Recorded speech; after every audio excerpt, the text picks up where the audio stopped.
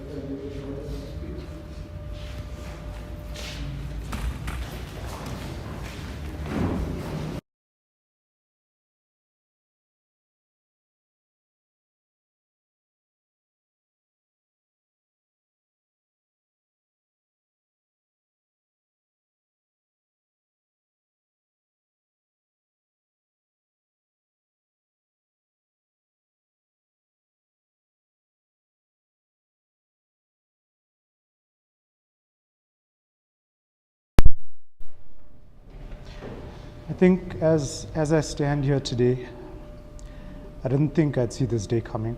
I haven't prepared a speech, but for what my grandmother meant to me, it's only fitting that I say a few words. She's done more for me than anybody has done and anybody will do. There's nothing in the world that can replace what she's done for me with what little she had. In her eyes, I could do nothing wrong, and everybody seated here knows this. I would joke and say that to the children and say, I'm gonna tell Ma that you scolded me, or that you hit me, or you threatened to hit me.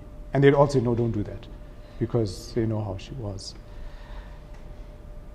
The calls I received between yesterday and today from Ma's family, from whoever it may be, all spoke about what she's done for people, what she's given, and how selflessly she took care of anybody and everybody that she came across. I think we knew this in some sort of way, but I don't think we knew the extent of this. She was not a person, and it's interesting to know, she did not have a driver's license, she didn't have a car, she didn't have a way to get anywhere, she didn't have an income, but she did for any and everybody with whatever she had. How she did it, I don't know. She'd ask me if I ever want anything. What do I want? What can I get for you? And I always said to her that there's nothing you can give me. I joked with her, I said, the money I want is in billions. When you have that, you can give that to me. But the care, love, support, the strength to stand here comes from my granny, because I didn't think I'd be able to stand up here and speak. But for everybody that's here today, you all know why you are here. You know who we came to say goodbye to. There's not much more than I can add to that, but all I can say is she's resting peacefully. She's in a better space, and we must accept that. We've done everything that we could for her in the times we could for her, and that's what matters. Her life can be celebrated, and everybody here has only good things to say. I doubt if I ask if somebody has something bad to say, they'd be able to stand up. It's always about caring and kind and willing and all those good words. Before I end, I'd just like to thank Selvin from Centurion Funeral Services. We were at a loss yesterday in terms of how we're going to do this and how we wanted to do things. He's actually under-promised and over-delivered. He was on time, he was ahead of schedule, he had everything checked, and I'd just like to thank him for that as well, because he really did make this process a lot easier for us. Okay, guys, thank you.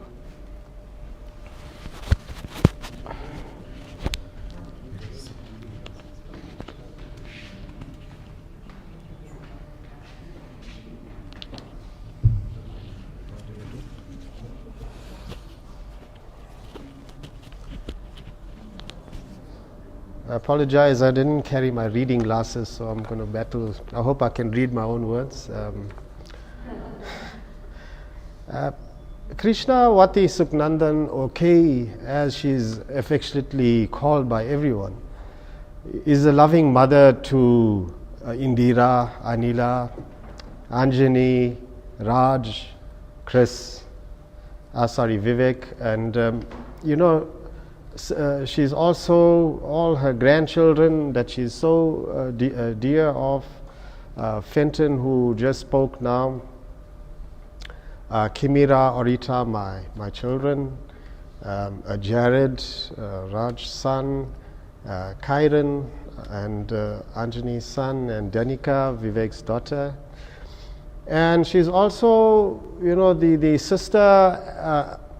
sister and daughter of the Ori family, who's very extensive from the Greytown area. We have one of them here today. And the Ori family, she still has a few siblings in the family. Ramesh Mama, Babu Mama, Jivan Mama, and also Baby Mosi, Sita Mosi. And she'll be sorely missed by everybody. And for everyone that she has met, however briefly, she has left an indelible mark, through her love, her goodness, and her positivity. She was always dignified in her sympathy, listening carefully and offering her brand of heartfelt advice or assistance. And, as we all struggle to come to terms with this tragic loss, we will reminisce in our fond memories and the great impact that a lot of us say Auntie Kay has had on our lives, from growing us up, growing with us, and interacting at all levels. She could speak to anyone. And for those of you who don't know or should know, is that Kay was a devout Radha Swami Satsangi, who astutely lived her life according to the principles of Radha Swami, to the point that we all have developed a tremendous understanding and appreciation for her chosen path. Kay was strong-minded and resilient, that she could muster her ailing and fragile self to rise to any task, and nothing was too big or too small to undertake. For Indira, Kimira, Orita, and myself, she was an integral part of our lives 24/7. She will get up at 1 o'clock in the morning, have a bath, do her prayer or puja, her meditation, and by the time we wake up in the morning, whatever time, 6 o'clock or so, she was already up and about and ready to be of service. As much as we used to tell her, Ma, don't do this, Ma, don't do that, we want you to relax. But as long as she was fit and strong and able-bodied, yes, she was there. Make sure our fruits were cut, tea was served. Sometimes she even went to the extent to make the lunch, run after Indira, because Indira in a haste is always rushing with leaving half of the things at home. But Auntie Kay would be there with a bag, and send her off in that way. So she was an integral part of our lives. And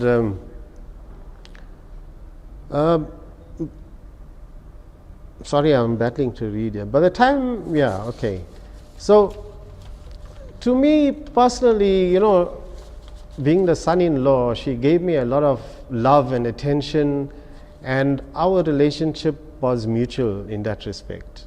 It was a great honor and privilege to serve her and be served by someone I considered as my mother. Okay? There are many, many stories that I can share about her love, especially there's one story about mother-in-law number 1 and mother-in-law number 2, of which she is mother-in-law number 1. And as much as she knew it was a joke, but she always used to rise to that and ask me, who is mother-in-law number 2? But not once did she ask me, who is mother-in-law number 2's daughter? So, But we used to have a banter all the time, and I think I'm really going to miss that. But suffice to say that she is well on her way to her master's abode through her own dedication, love, perseverance, and devotion. And from the bottom of our hearts, we wish her bon voyage, and know that her principles and divinity will forever touch our lives. Thank you.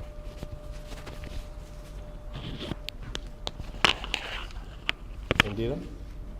My wife just wants to say. Oh,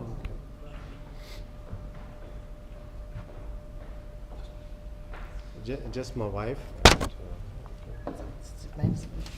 Yeah, okay. I think I just need to clip. Can you help us?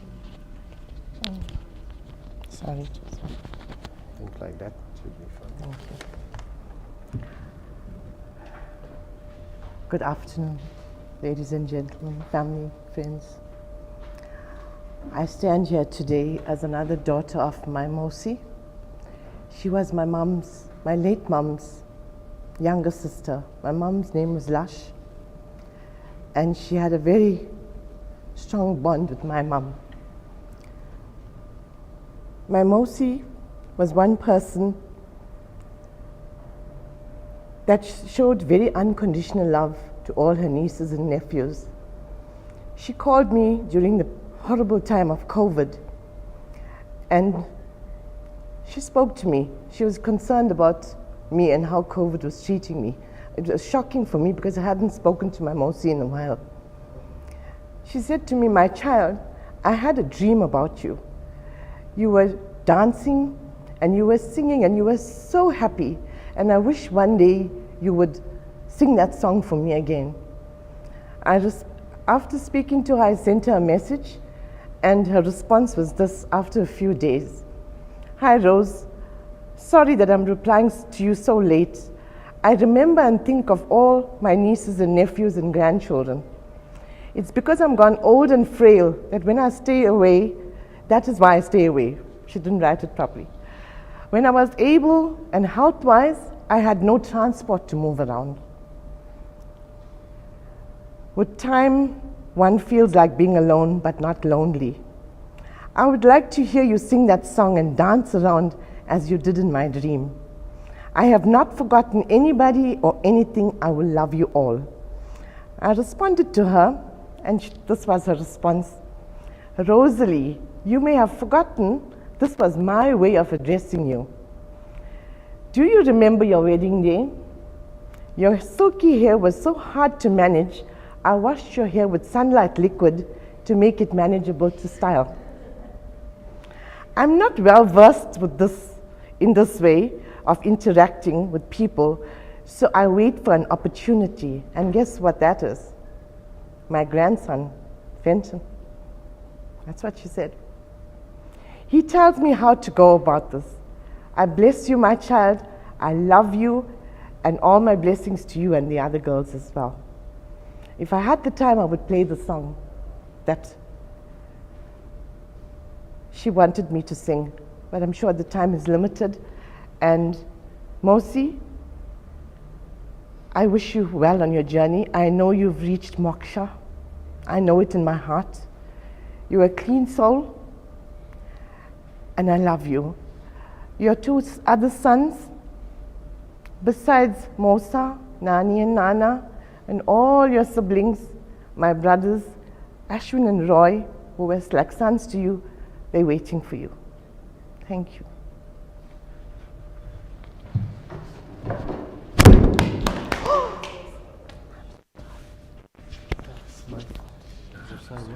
No damage. No, not at all. My wife just had to say. No, no, no. It's fine. It's been through us.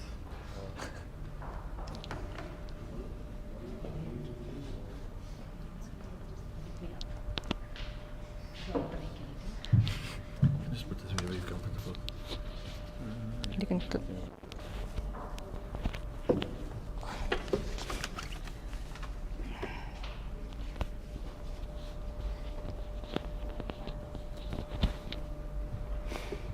Greetings to everybody.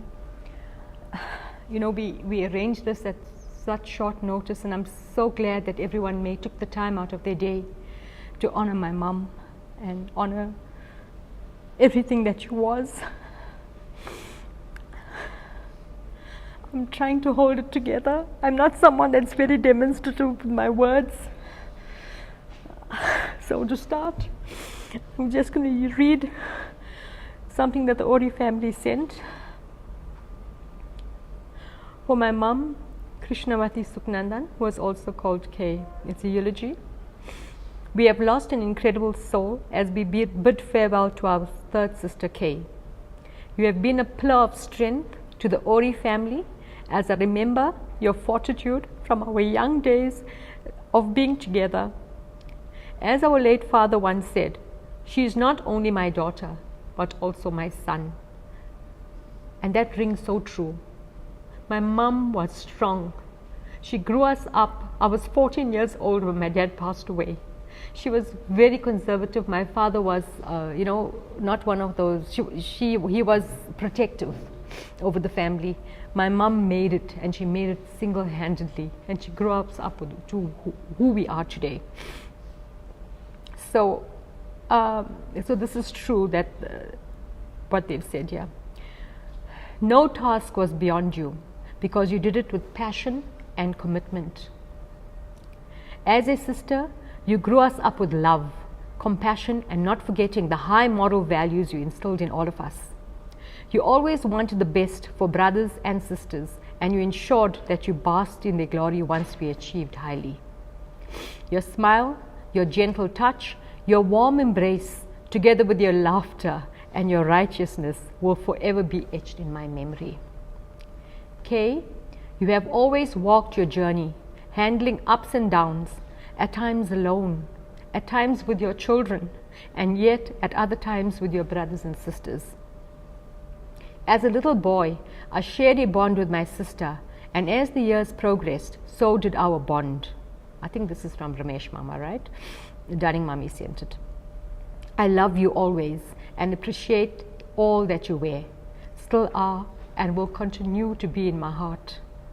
Rest peacefully, Kay, as the mighty universe opens yet another door, this physical being shut. May your master guide your soul to the ultimate.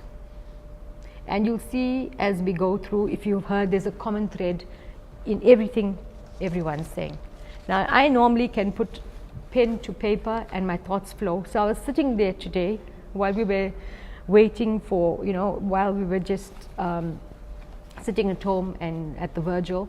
And I thought, I need to say something because I'm not very demonstrative, yet I care deeply.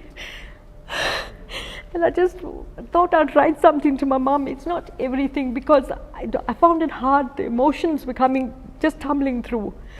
But I hope you'll get a gist of what my mom meant to all of us. Mum, Mummy, Mama, you didn't realize how many lives you touched with your care and kindness. Your reputation precedes you, Mum. I am receiving messages from friends and relatives who you have helped selflessly, who you have been a mother to and uplifted, people who you have made smile and relieve them of their burdens simply by just being you. You always remain dignified but humble. Today is so painful, Mum. I will miss you. We will all miss you. You were my rock, my guide, my confidant, my strength. My mum was someone that saw me off to work. And when I came in, I made her breakfast for her in the morning and her tea. So I served her. When I came in the afternoon and I come home late, sometimes 8:30, 9 o'clock from work, she's waiting for me to have dinner with me and she serves me. That was my mom. She never wanted to be a burden to anyone, and she never was.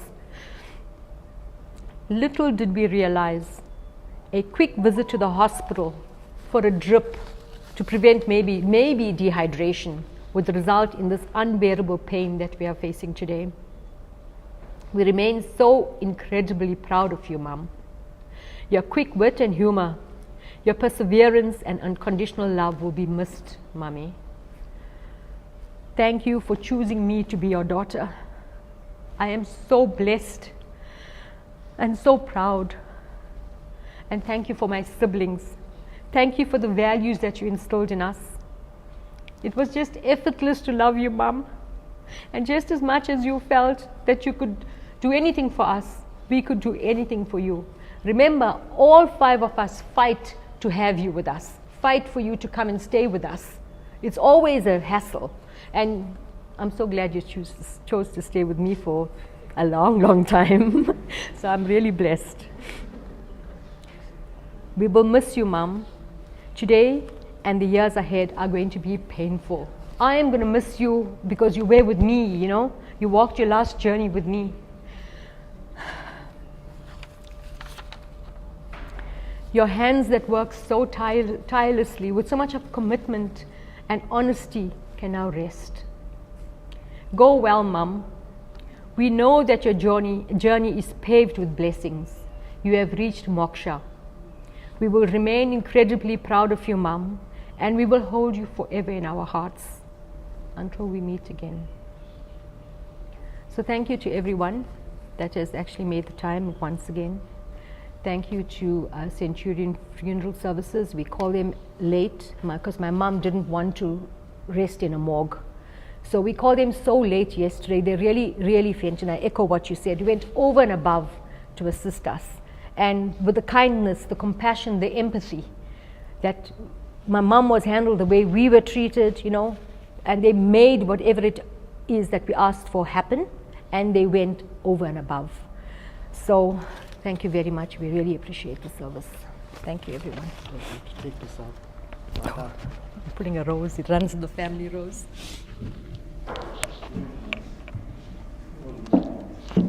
Okay, we're done with the speeches.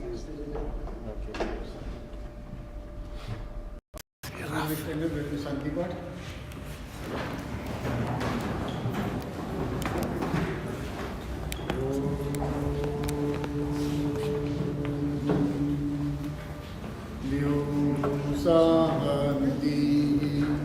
Antariksham Santi, Prithvi Santi, Apa Shanti, Om Shadaya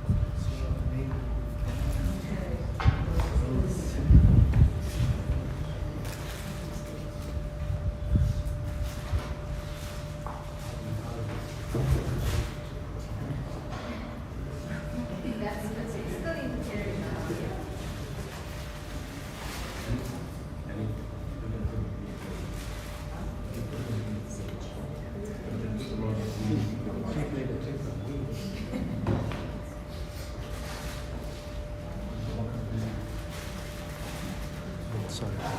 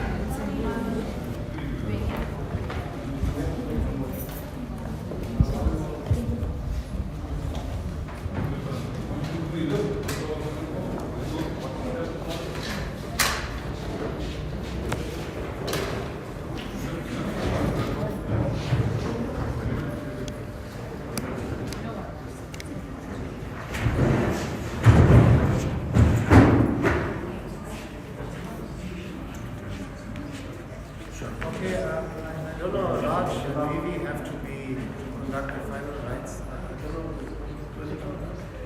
if the daughters want to go. Yeah, you can go ahead. Yeah. I can go. 600.